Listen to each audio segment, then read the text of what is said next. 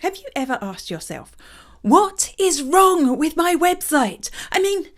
You spent loads of time and loads of money getting it developed, but it's not performing as you expected it to. It's not sending you sales. And maybe you're getting lots of traffic to your website, but not enough of the people who visit are turning into customers. What could be wrong? In this video, I'm going to go through some of the most common mistakes I see on websites, and I'll give you some tips on how you might fix them. But first, if you would like a digital marketing lesson just like this one in under 10 minutes per week, don't forget to subscribe to this channel and click the bell, because that way you'll know as soon as I upload a new lesson. Back to the website mistakes. Mistake number 1, it's not clear what you actually do, what you're actually selling. People visit your website, but they leave because they just can't work out what it is that you do and how you can help them. Yes, it's obvious to you, but that's because you built the site. So what can you do? How can you find out, is this a problem? Well, I recommend a tool called User Bob, which gets a bunch of strangers to have a look at your site and tell you what it is they think you offer. I made a video that shows you how User Bob works, but don't go and view it now. I've also left a link in the description below so you can have a look at it afterwards. Mistake number 2 is no call to action. People have visited your website. You've been smart. You've told them what it is that you do in simple terms, but they don't know what to do next. They don't know how to progress. Make it clear what you want people to do next from the homepage and from other pages. Maybe you want to get them to visit a service page so they can find out more about the service they want that you offer. Or maybe you want them to request a quote or book a call or buy something from the shop.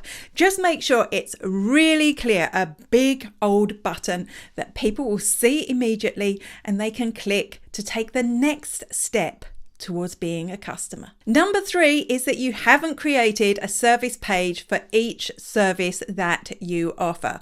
People visit your website. They know they want what it is that you do. So they click into the service page and woof, there's just so much choice. They get confused. They don't know which service they want and they leave. You need to create an individual service page for each service that you offer, just like an online shop will have a product page for every single product that they offer. A service page will give you space to write a full explanation of your service, who it's for, what the benefits are, some testimonials, what steps people need to take next. Plus, as you're writing more text, you can optimize each service page for search engine optimization, which means people will find it in their search results, as well as being able to navigate to it from any page on your website. Plus,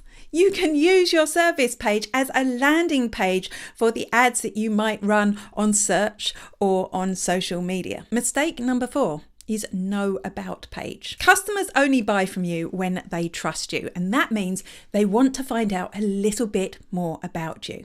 And that's what your about page is for. In fact, about pages tend to be one of the most visited pages on your website. Use your about page to tell people a little bit more about who you're for, what you offer, a little bit about you and why you are the right person to do business with. Mistake number 5 is using stock images. Wait, what's wrong with stock images? They're good photos. There's one for everything that you could possibly need it for. Why shouldn't you use them? Your website needs to build trust.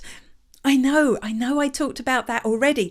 And it also needs to be memorably you. Problem with stock images is they look like stock images. They detract from your business brand and they're so generic that your website ends up looking like everyone else's website. So instead of using stock images, get your own set of photographs taken. Get photos of you, your team, your premises, your surroundings, anything that makes it memorably you. And the thing is, people will remember those images. They'll remember that yours was the website with that photo of. And because these photographs are real, they're of real people and real places connecting to your business, that helps you build your trust. Mistake number 6 is not installing Google Analytics. How many people are visiting your website? How many people who visit your website are turning into customers? Where are the people who visit your website coming from? Without Google Analytics or some other measurement program, you'll never know. You'll never know if your website is successful. You'll never know what the conversion rate of your website is and how you can improve that. You'll never know if your online marketing is working. So if you haven't installed Google Analytics yet, get it sorted, like now. Mistake number 7 is that your website is just way too slow. A customer finds out about your business, they find your website, they click and they wait and wait and wait. And finally, the site loads. Who am I kidding? Nobody's going to hang around that long to wait for your website to load. If your website is slow loading, it will affect its search engine rankings, which means people won't be able to find your site.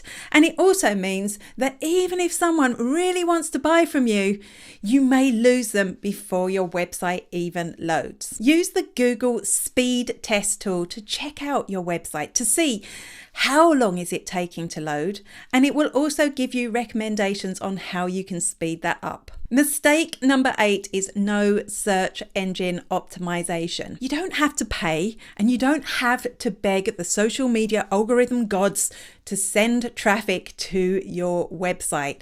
If you work on your search engine optimization, you can get people who are interested in what you do visiting your website from search engines for free. And yes, search engine optimization can seem complex, but if you work on it a little bit at a time, you'll soon be tapping into that free traffic that search engines like Google can send you. That's the 8 most common website mistakes that I see when I'm working with clients.